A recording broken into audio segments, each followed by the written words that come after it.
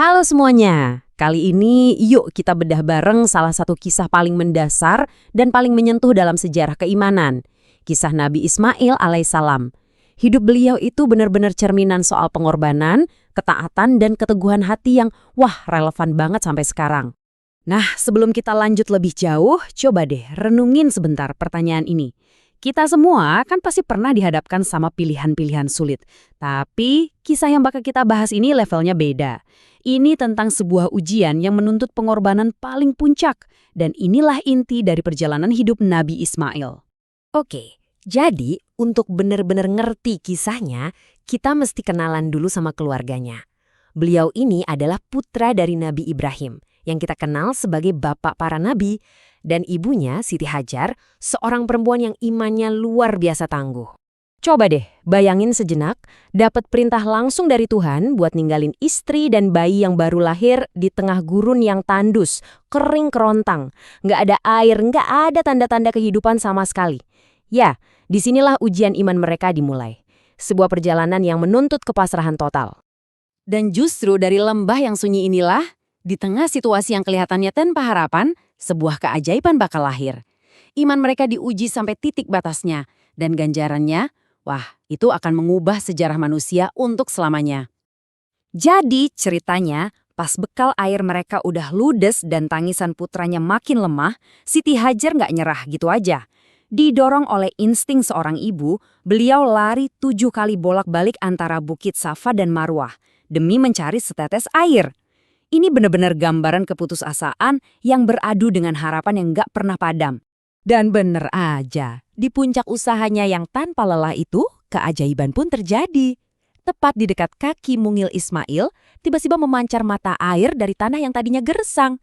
Inilah sumur Zam-Zam yang legendaris itu. Sumber kehidupan yang nggak cuma nyelamatin mereka berdua, tapi juga jadi cikal bakal berdirinya kota suci Mekkah. Dan yang luar biasanya, perjuangan Siti Hajar ribuan tahun lalu itu nggak pernah dilupakan.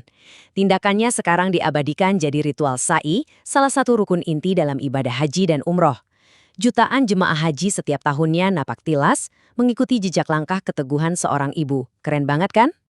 Oke, kalau ujian di gurun tadi itu soal ketahanan, ujian berikutnya ini levelnya beda lagi. Ini adalah puncak dari kisah Ismail dan ayahnya, sebuah ujian tentang ketaatan yang mutlak. Lewat sebuah mimpi, Nabi Ibrahim menerima perintah yang mungkin jadi perintah paling berat bagi seorang ayah manapun di dunia. Mengorbankan putra satu-satunya yang udah lama banget beliau dambakan. Ini bukan sekedar perintah biasa. Ini ujian yang benar-benar menguji batas keimanan dan cinta seorang ayah. Dan disinilah kita lihat kehebatan iman seorang Ismail. Waktu ayahnya menyampaikan perintah yang super berat itu, jawabannya bukan takut, bukan panik, tapi justru kepasrahan total. Kata-kata beliau ini nunjukin bakti dan keyakinan yang jauh melampaui usianya. Dan di momen puncak kepasrahan itulah, saat Ibrahim dan Ismail udah membuktikan keikhlasan mereka, rahmat Tuhan pun turun. Tepat pas pisau udah siap digerakkan, posisi Ismail digantikan oleh seekor domba. Ujian terberat itu berhasil mereka lalui. Pengorbanan agung ini diabadikan selamanya. Makanya, setiap tahun umat Islam di seluruh dunia merayakan Idul Adha atau Hari Raya Kurban. Kita semua memperingati ketaatan Ibrahim dan Ismail dengan menyembelih hewan kurban lalu membagikan dagingnya sebagai simbol pengorbanan dan kepedulian. Nah, setelah lulus dari ujian-ujian paling berat, tugas mereka berdua belum selesai. Sebuah tugas mulia lain udah menanti ayah dan anak yang luar biasa ini. Perjalanan mereka berlanjut dari yang diuji menjadi pembangun fondasi keimanan. Dengan tangan mereka sendiri, Ibrahim dan Ismail meninggikan fondasi Ka'bah, rumah ibadah pertama yang dibangun khusus untuk menyembah Tuhan Yang Esa. Bangunan inilah yang kelak menjadi pusat spiritual, kiblat yang menyatukan jutaan manusia sampai hari ini. Dan warisan Nabi Ismail nggak berhenti di situ. Ini poin yang penting banget. Dari garis keturunannya lah, ribuan tahun kemudian, lahir Nabi terakhir, Nabi Muhammad SAW, yang datang untuk menyempurnakan ajaran Tauhid.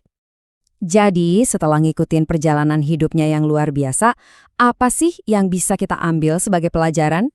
Kisah Ismail ini bukan cuma cerita masa lalu loh, tapi juga panduan abadi buat kita.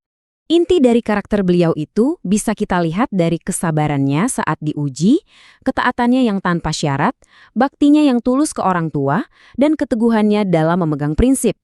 Inilah nilai-nilai yang bikin kisahnya nggak pernah lekang oleh waktu dan selalu bisa menginspirasi kita semua. Dan kita akhiri dengan sebuah pertanyaan buat kita renungkan bareng-bareng.